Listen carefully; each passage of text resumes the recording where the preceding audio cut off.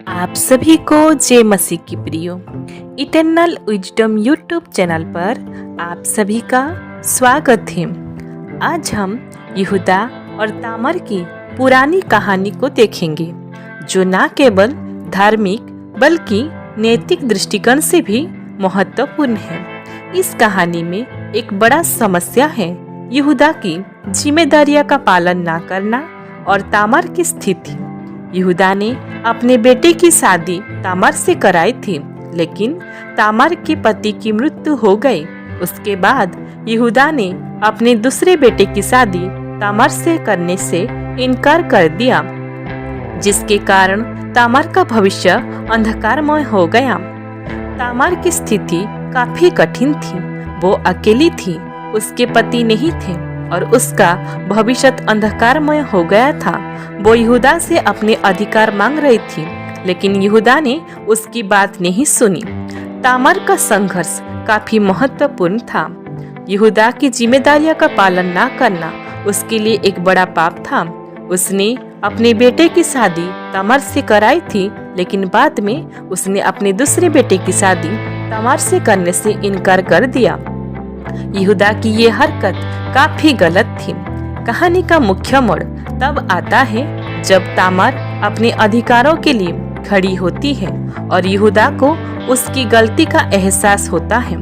तामर ने अपने अधिकार मांगे थे और अंत में यहूदा ने उसकी बात ना सुनी और बाद में उसने सुन लिया था। यहूदा ने अपनी गलती मानी और तामर के साथ न्याय किया है। तामर का संघर्ष अंत में सफल हुआ। वो यहूदा से अपने अधिकार मांग रही थी और अंत में यहूदा ने उसकी बात सुनी। यहूदा ने अपनी गलती मानी और तामर के साथ न्याय किया है। इस कहानी में हमें ये सीख मिलता है कि जिम्मेदारी और नैतिकता कितनी महत्वपूर्ण है। हमें अपने अधिकार के लिए खड़े होना चाहिए और अपनी गलती माननी चाहिए। लेकिन प्रियो, वीडियो को शुरू करने से पहले आप हमारे चैनल को सब्सक्राइब करें और बेल आइकन को दबाना ना भूलिए। चलिए प्रियो, अब देरी ना करते हुए वीडियो को शुरू करते हैं। यहूदा और तामर के विषय में बाइबल में उसका संदर्भ मिलता है उत्पत्ति नबी पुस्तक उसका 38 अध्याय। उसमें इस प्रकार वर्णन है, उन्हीं दिनों में ऐसा हुआ कि यहूदा अपने भाइयों के पास से चला गया और हीरा नामक एक अदुल्लामवासी पुरुष के पास डेरा किया। वहाँ यहूदा ने सुआ नामक एक कनानी पुरुष की बेटी को देखा और उससे विवाह करके उसके पास गया। वो गर्भवती हुई और उसके एक पुत्र उत्पन्न हुआ और यहूदा ने उसका नाम एर रखा। और वो फिर गर्भवती हुई और उसके एक पुत्र और उत्पन्न हुआ और उसका नाम ओनान रखा गया। फिर उसके एक पुत्र और उत्पन्न हुआ और उसका नाम सेला रखा गया। और जिस समय इसका जन्म हुआ उस समय यहूदा कजीब में रहता था। और यहूदा ने तामर नामक एक स्त्री से अपने जेठे एर का विवाह कर दिया, परंतु यहूदा का वो जेठा एर यहोवा के लेखे में दुष्ट था, इसीलिए यहोवा ने उसको मार डाला।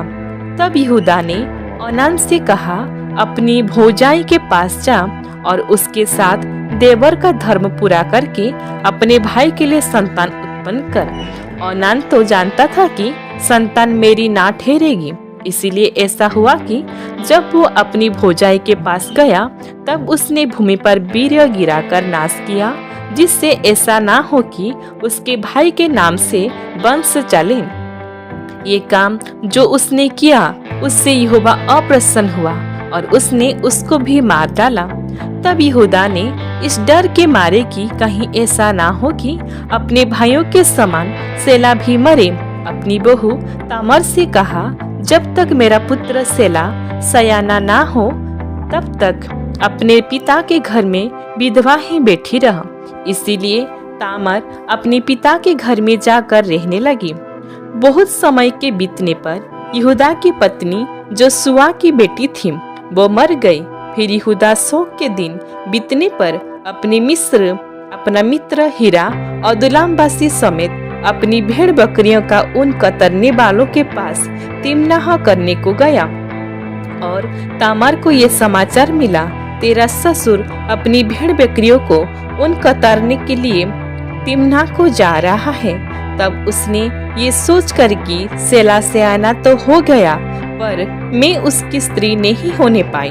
अपना विधवापन का पहरावा उतारा और घूंघट डालकर अपने को ढांप लिया और एनेम नगर के फाटक के पास जो तिम्नाह के मार्ग में है जा बैठी। जब यहूदा ने उसको देखा, उसने उसको बेश्या समझा, क्योंकि वो अपना मुंह ढांपे हुए थी।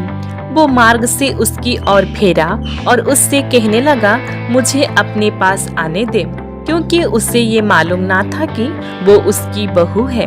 और वो कहने लगी, यदि मैं तुझे अपने पास आने दूं तो तू मुझे क्या देगा?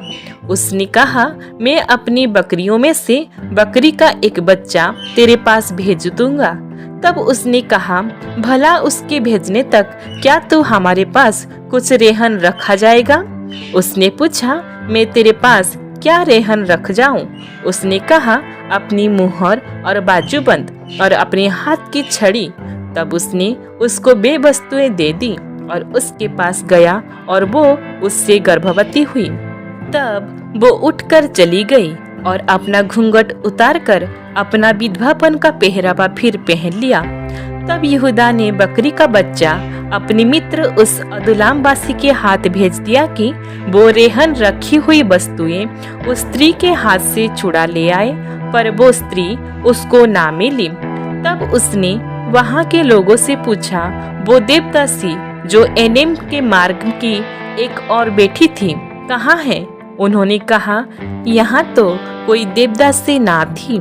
इसीलिए उसने यहूदा के पास लौटकर कहा, मुझे वो नहीं मिली। और उस स्थान के लोगों ने कहा, यहाँ तो कोई देवदासी ना थी। तब यहूदा ने कहा, अच्छा, वो बंधक उसी के पास रहने दे, नहीं तो हम लोग तुच्छ गिने जाएंगे।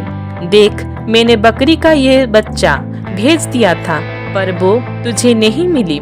इसलिए लगभग 3 महीने के बाद यहूदा को ये समाचार मिला, तेरी बहू तामार ने व्यभिचार किया है, वरन वो व्यभिचार से गर्भवती भी हो गई है। तब यहूदा ने कहा, उसको बाहर ले आओ कि वो जलाई जाए।